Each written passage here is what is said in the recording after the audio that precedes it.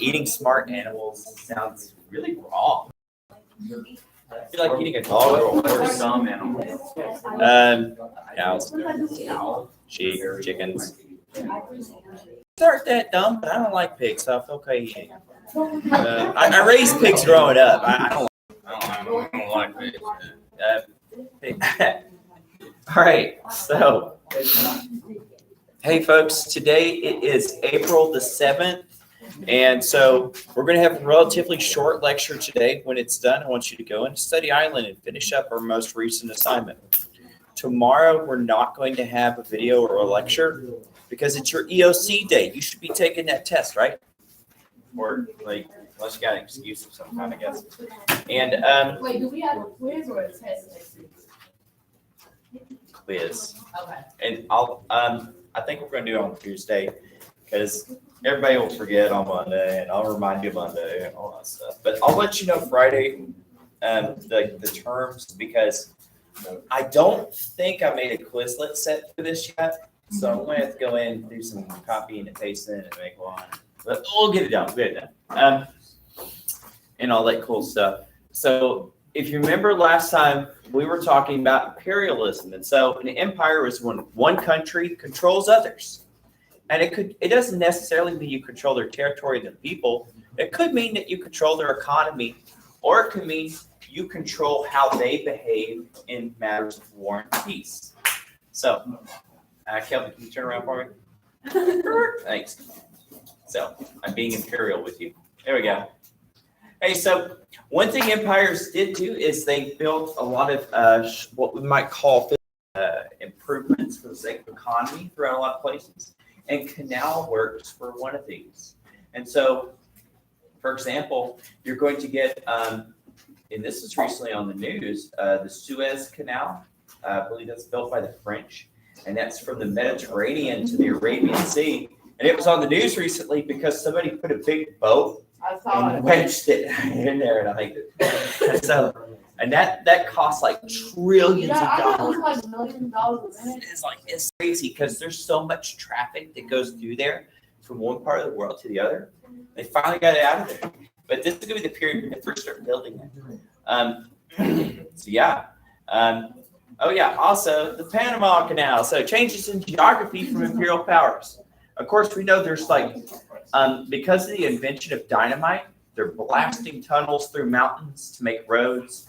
They're building choo-choo train tracks. They're doing all this stuff. And canals, is a man-made river. And it's made so that you can have boats go up and down. So in 1914, this is one that's going to be started by the French in South America.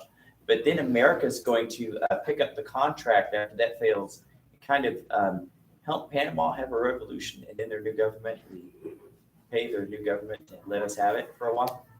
We'll talk about that in U.S. history. So the Panama Canal of 1914, built by U.S. Under Theodore Roosevelt to connect USA's eastern ports with the Pacific Ocean.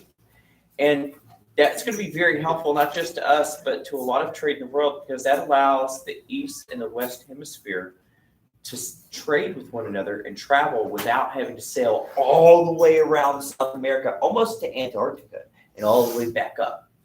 And so this way you could cut through the middle, which is efficient. The U.S. maintained economic and political control of it until 1977, and it was a huge engineering undertaking. When we sent thousands of workers down there to work on this, a lot of them died of malaria, which is still one of the biggest killing diseases in the world today. It's a blood-borne disease that's spread through mosquitoes, and it can cause severe fevers and delusions and stuff like that. And a lot of times people die during these fever fits. It's fed by a natural lake, and they have these channel locks where these walls come up, and they'll fill up that the gap with lake water, and then they'll just have you go to the next part over and over again. It's a pretty neat thing. So Suez Canal in 1869 connects the Mediterranean Sea to the Red Sea, built by France and Egypt, and then taken by the British. This helped modernize Egypt, but also leads to British control. That should be one. Yeah, that's one thing about the Middle East. Like the Middle East and North Africa, after the fall of the Ottoman Empire, go ahead. It's going to be constantly being controlled or like influenced heavily by France, Egypt, and then later America and Russia, especially during the Cold War. And today it's still kind of messy. So still highly influenced by foreign powers. So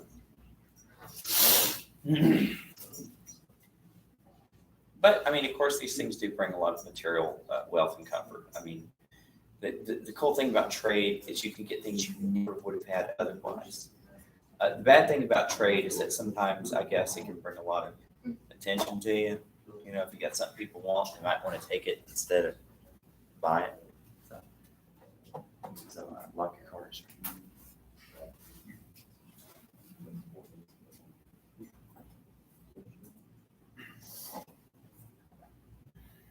So yeah, that's the main point. So.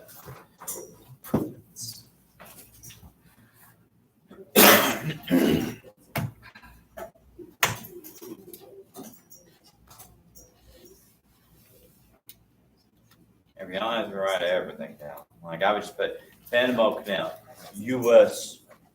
Pacific, anyway, Suez Canal. It's in Egypt. Yeah. To do this lecture, I'll go ahead and start making Quizlet sets if I don't already have one. I might have made sets for this. I don't remember. Because I don't remember if I used them last year because that COVID jump. I know I made videos on this for like those online kids, but I don't remember if I did Quizlet stuff. It was a weird time. You were there. All right. So here's a map showing where they go. So the original route around South America, super long. Like during the gold rush in America, when people were flooding California, like what was it? In like the 49ers, the 1849ers, they would either have to go all the way across this and going across mountains, terrible desert, getting killed by Native Americans and stuff like that, or they had to sail all the way around here and pray to God that they make it without getting hit by a hurricane and all back up. Long journey when you just had like a little steamboat chugging along. But then when this is built, like, whoop, I'm there.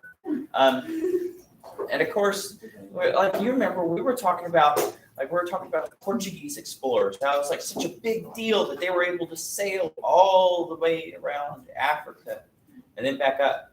Well, the Suez Canal, they're like, made it. So yeah, cut down this journey was cut down by over 50%, or a third was knocked off. I mean, and here it was less than half the length now. So yeah.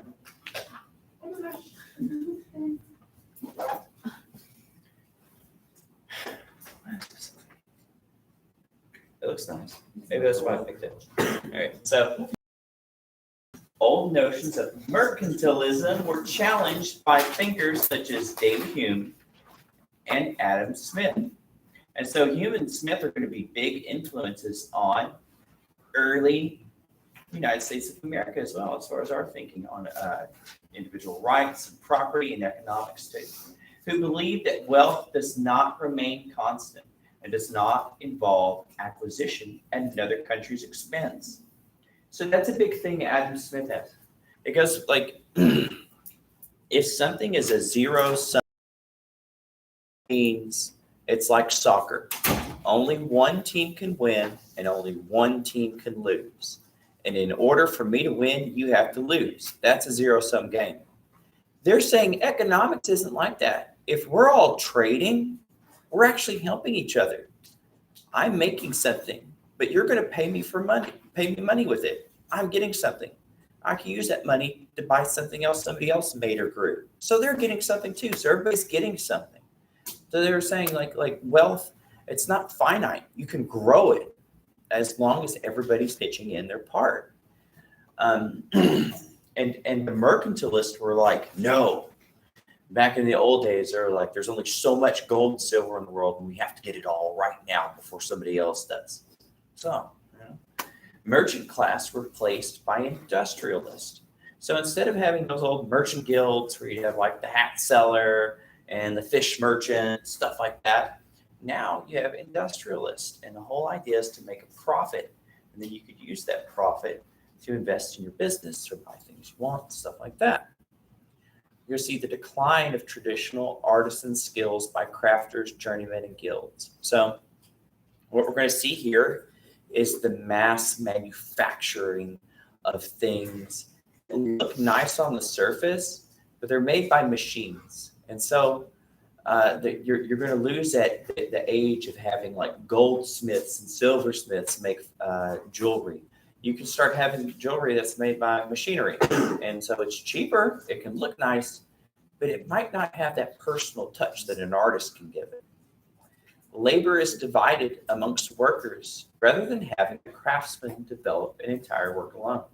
So yeah, like a blacksmith back in the old days would make an entire thing you needed. Like they would hammer out your entire plow that you would use on your field. Now you could order one from the catalog made by a factory. So let's say like firearms is a pretty big example. There used to be gunsmiths back in the days of the American Revolution here because we didn't have gun factories. But like later on when firearm factories are out there, they get a lot better and they're interchangeable, but people aren't making them in their little town anymore. Now they order it from the factory. And of course, like everything in here came from a factory. I mean, like everything, like all the materials around here, I mean, even the stuff to paint the walls is made in a factory. But I don't know, pretty neat. I have a great deal of, I'm trying to think, do I have anything? I gotta admit, the places I've been to the most, where there's the most handmade stuff, there's like Renaissance fairs and stuff like that. I've been to other things too, where they make woodwork and stuff. Art shows. Yeah, but it's not like a common thing.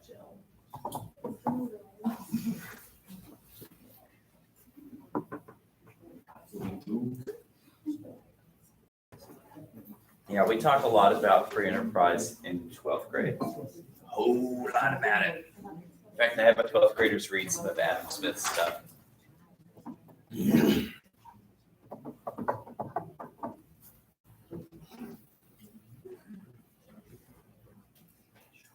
All right, kids, let's move on. A couple more of these. So here's a picture of a marketplace.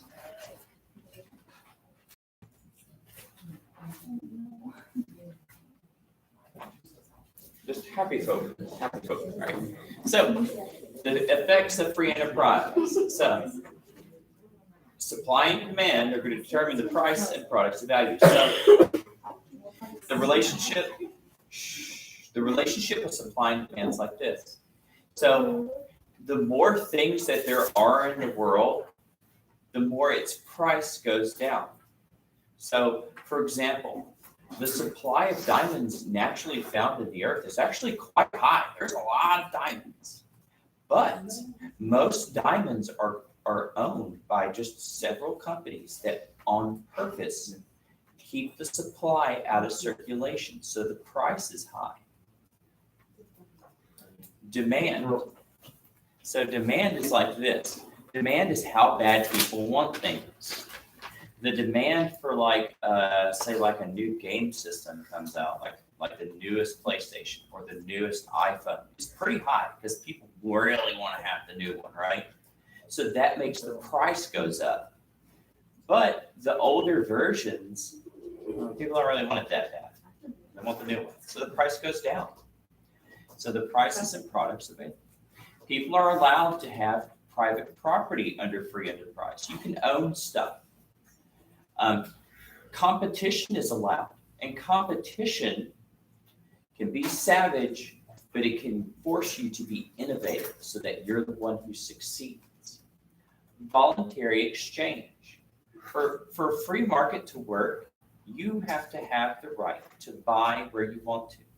You're not supposed to have the crown mandate that you only buy the queen's tobacco or the queen's tea.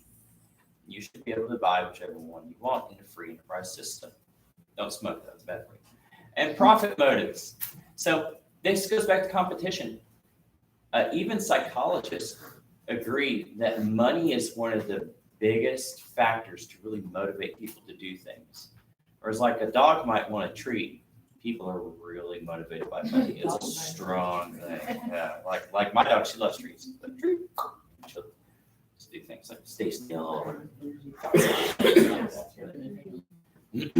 right, so the practice of free enterprise can be traced to ancient bartering and trade. So yeah, what they're saying here is that even tribal societies, like ancient tribal societies, people own their own stuff and they traded whenever they wanted to. It's like a basic human. People trade things for things they want. They might not have always had money, but they always wanted something and had something to give for it. It could be your labor. It could be like, hey, okay, I'll give you some animal skins, but I need you to go pick the roots in front of my teepee first. I'm like, okay, he'll do it. So that's it. That's a form of trade. Yeah, I don't know. I'm just trying to think of trade. Like, okay, go to the river and get me water because I don't feel like going and get it, and then I'll give you like some of my berries. It's a form of trade. It's a form of trade. It doesn't have to be like a material thing or a material thing. It could be an action, a form of labor.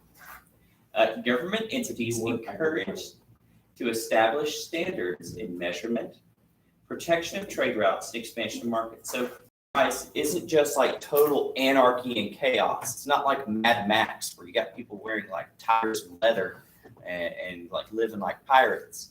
No, there has to be some form of government. And the government does things like make sure that this is a standard ounce. So if you're selling an ounce of oil, a liquid pint or whatever, it has to be this much. You can't just make up your own measurement of what a pint is or an ounce or a pound. It has to be this set by the government. Protection of trade routes. Keep bandits, thieves, robbers, and pirates away so that people can trade. Because if they're scared, they're not going to do it. And expansion of markets. So this is where imperialism comes in. And they'd be like, gosh, we really got a whole lot of hand towels here and nobody in England wants to buy them. But maybe if we force these people to trade with us, we can sell our hand towels. So yeah, that was one of the, that's kind of a silly reason, but it's a reason why they would expand imperialism. Realize these savages, they'll buy our stuff.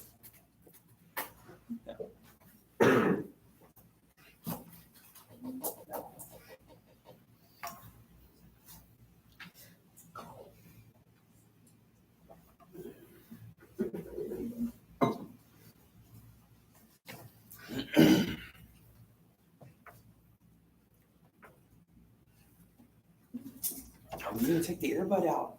I'm talking. Yeah, y'all can't have earbuds in while I'm lecturing. That's a no-no. I don't always catch it, but y'all can't do that. That's a big no. Ariel, are you wearing an earbud? Oh, no, never mind. I'm sorry. I'm used to it. Like I was sharing one. All right, so let's go to the next one. That's Adam Smith. That's okay. So last one of the day, back to Adam Smith. I think I talked about him a bit a couple months before. Scottish author who wrote The Wealth of Nations. It's a big book. It's like a 900-page book. And the first half of it's actually pretty good. But then he starts going on to like coin it and stuff. Wait. That's right. But the first part, he makes pretty good points. Stated that more productive and beneficial to their societies. Self-interest led to the invisible hand theory that effectively uses resources in the nation's economies without interference from government. So he's like this. If you allow people to have the choice to buy what they want to, they, as a rational animal, will spend their money in the most efficient way possible for their lifestyle, because everybody has individual wants and needs and desires. You can't tell people what they need to buy. They figure it out themselves.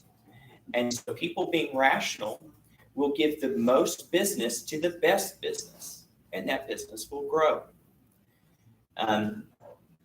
So that's part of his theory, right? And the invisible hand is that you don't see it happening, but everyone benefits. So this person works at their job, and their money helps keep other people employed because they're buying things other people make and do and services. So that's the invisible hand. Very popular in the U.S. during and after the American Revolution, but we were never like a totally free market economy. We've always had like strict things like on certain items of trade and stuff like that. Fouls and still talked about today, but it's not like it's anything we up to. So, of course, there are going to be counters to this, especially when you see the old idea of socialism, because the socialists are going to come up and say, "Yeah, but that's not fair for everybody," and it leads to a lot of people being enslaved by money instead of spreading out wealth and stuff like that. So there's going to be a counter argument to this. And even to this day, you're going to have the free market people and socialist people on how should economies be run. And so still around to this day, kids. That's going to be one of those things that's going to come up when you're like a voting age too. So keep that in mind. That's going to be the last one for the day, though. Please make sure you do your study island. It's important. You do this for reinforcement and stuff like that. And it goes beyond what I talk about. That's awesome, right? Talk to you later.